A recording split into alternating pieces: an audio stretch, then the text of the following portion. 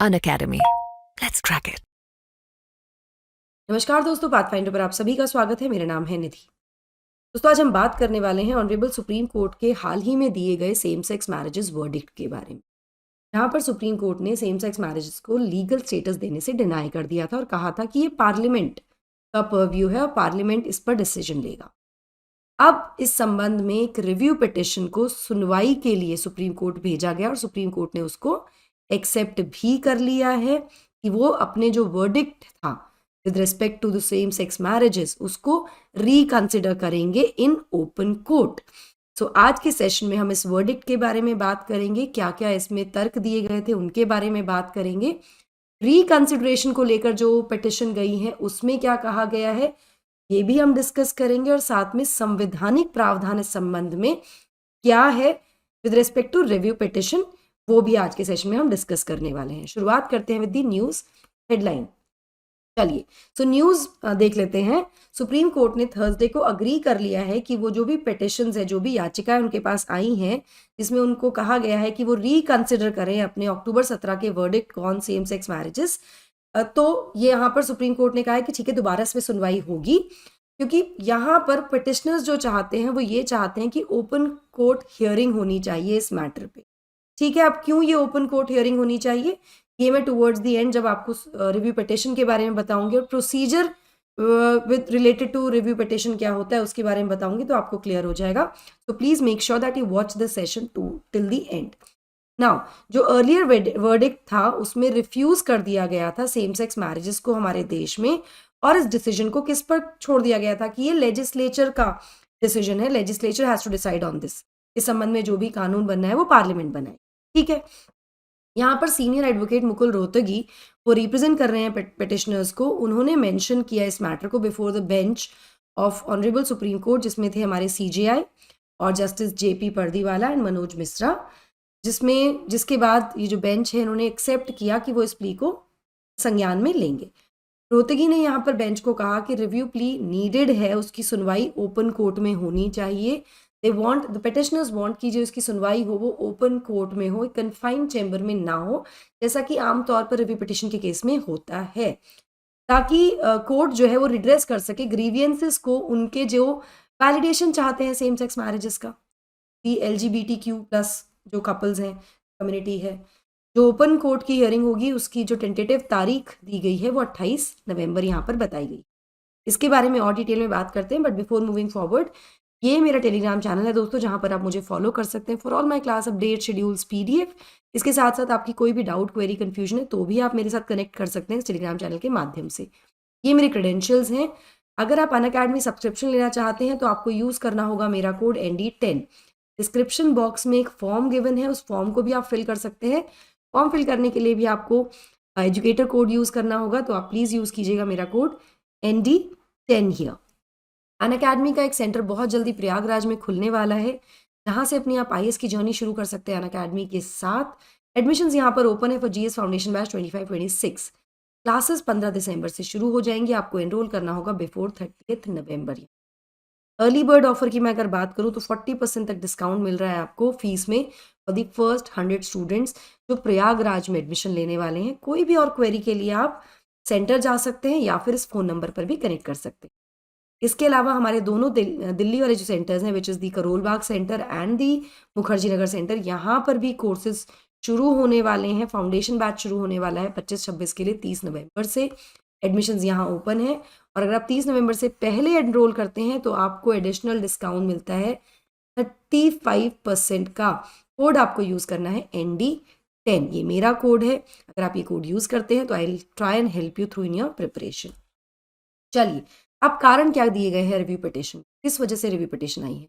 तो review petition ने कहा है कि जो टॉप कोर्ट का वर्डिक्ट है, मतलब सुप्रीम कोर्ट का जो डिसीजन आया था, वर्डिक्ट आया था, उसने कहीं ना कहीं जो क्वेयर कपल्स हैं, तो LGBTQ+ के जो कपल्स हैं, जो गे कपल्स हैं, उनको कंपेल कर दिया है कि जो चाहते थे कि एक अच्छा लाइफ हो, उनकी एक रियल फैमिली हो और अच्छे से वो रहें, लेकिन कम आउट इन ओपन, उनको मतलब एक तरह से फिर से कंपेल कर दिया इस डिसीजन ने कि आप क्लोजेट में ही रहिए, आप खुलकर सामने आइए ही मत, और डिसऑनेस्ट लाइफ जिए।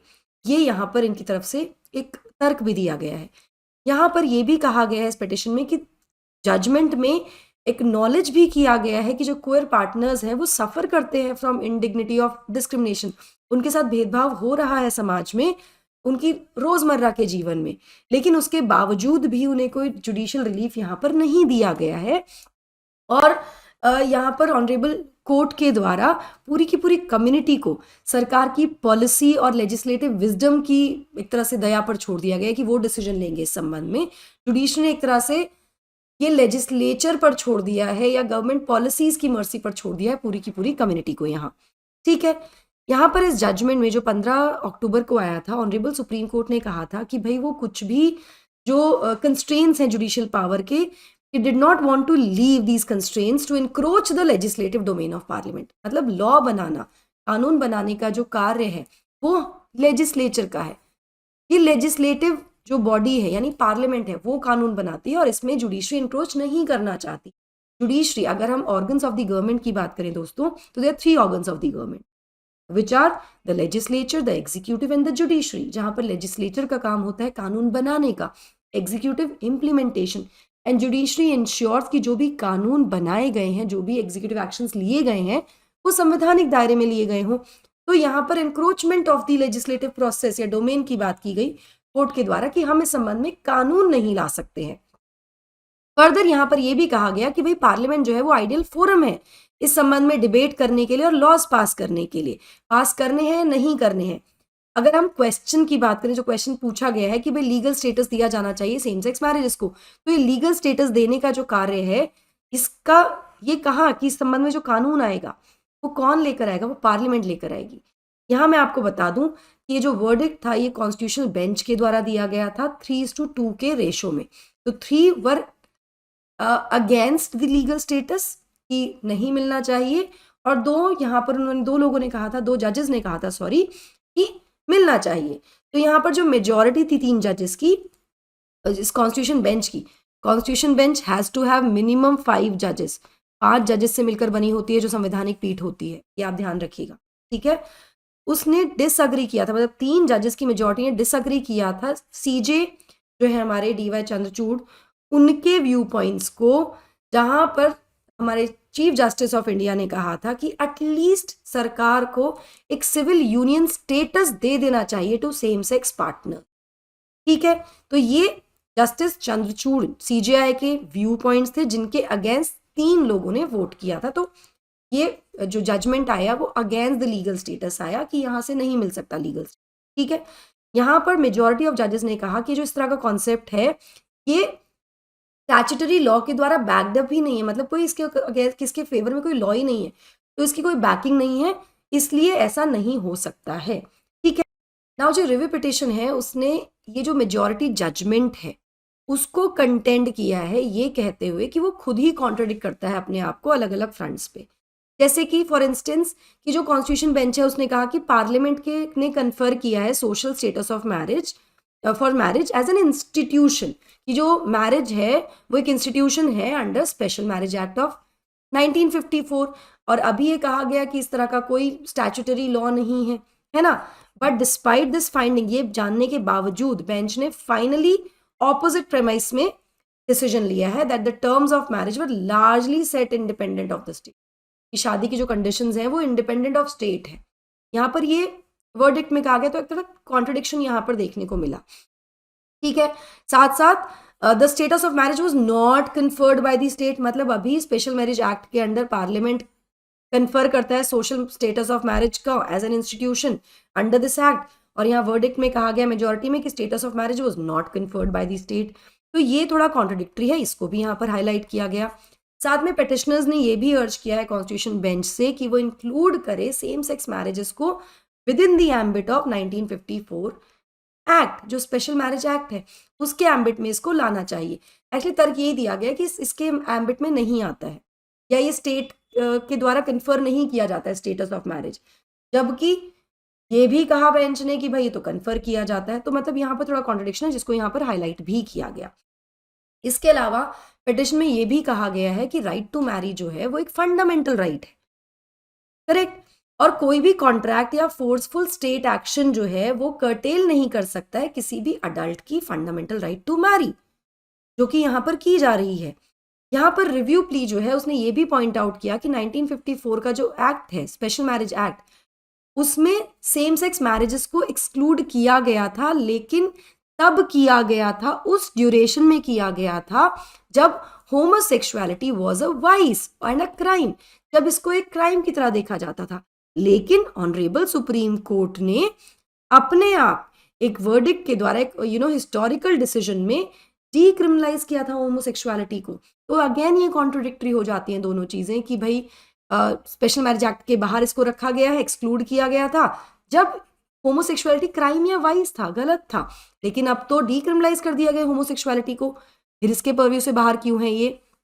यहाँ पर पिटिशन में ये भी कहा गया कि जो आइडियल्स हैं इक्वल पार्टिसिपेशन के, डिग्निटी के, फ्रेटर्निटी के, वो कहीं ना कहीं बाहर हैं, मतलब दे रिमेन रॉन्ग और फेलिशियस फॉर द क्वेयर कम्युनिटी, जब तक कि जुडिशरी इंटरवीन नहीं करती है अपने जजमेंट को रिव्यू करने के लिए। तो these were the request and these were the things that the petition mentioned here, which makes complete sense. अब लेट्स सी 28 नवंबर को जो डिसीजन आएगा ऑनरेबल सुप्रीम कोर्ट का, वो क्या आएगा। उससे पहले मैं आपको थोड़ा सा बेसिक्स बता दूं रिव्यू पिटिशन के बारे में। तो हमारे संविधान का आर्टिकल 137 जो है वो कहता है कि subject to the provisions of any law, कोई भी कानून या रूल जो कि आर्टिकल 145 के अंडर बने हैं, article 145 talks about the rules and procedures of supreme court, इसके उसको ध्यान में रखते हुए आर्टिकल 137 कहता है कि सुप्रीम कोर्ट के पास ये अधिकार है कि वो अपने जजमेंट को, जो जजमेंट प्रोनाउंस किया गया है ऑनरेबल कोर्ट के द्वारा या जो ऑर्डर दिया गया है कोर्ट के द्वारा, उसको रिव्यू कर सकती है, power to review the judgement.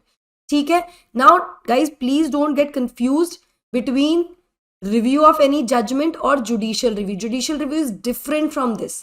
Judicial review जैसा कोई भी चीज संविधान में मेंशन नहीं है। ये न्यायिक पुनर्वलोकन जो कोर्ट करते हैं, ये करते हैं on the laws made by the parliament और the executive actions of the parliament, जो डिसीजंस लिए गए हैं ये चेक करने के लिए कि वो संवैधानिक है कि नहीं है। वहीं जब हम पावर ऑफ रिव्यू की बात करते हैं तो जो आर्टिकल 137 में दी गई है, it is basically the review of any judgement, जो जजमेंट या वर्डिक्ट ऑनरेबल कोर्ट के द्वारा दिया गया उसके रिव्यू की बात हो रही है, खुद के जजमेंट के रिव्यू की बात हो रही है।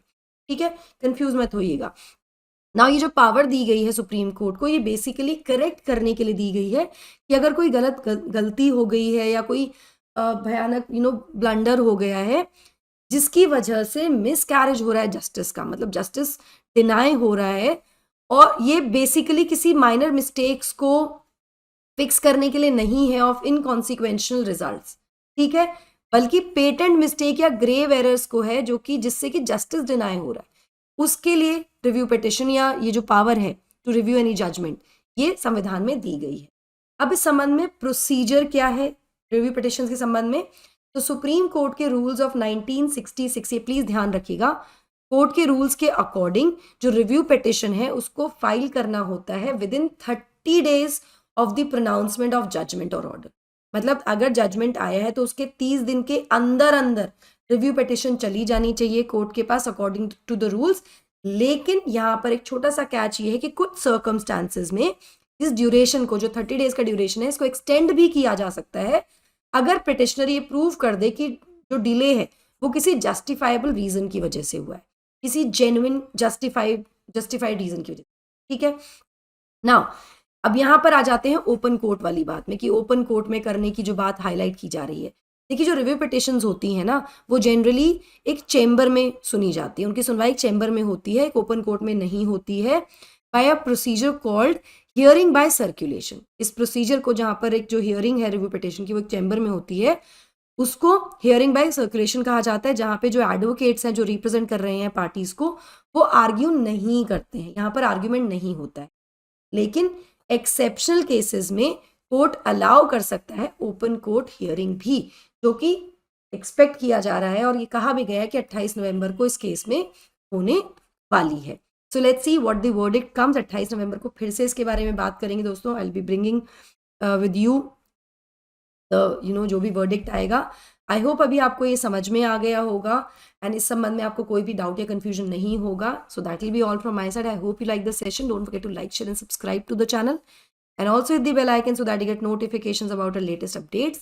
मेरा कोड आप याद रखिएगा ND10 to fill the form which is given in the description box, उसको फिल ज़रूर कर दीजिए। दैट्स अ काउंसलिंग फॉर्म जहाँ पर अगर आप मेरा कोड यूज़ करते हैं तो I can directly connect with you और आपके डाउट्स एंड क्वेरीज में वहाँ पे रिजॉल्व। तो thank you so much, God bless, take care, bye bye.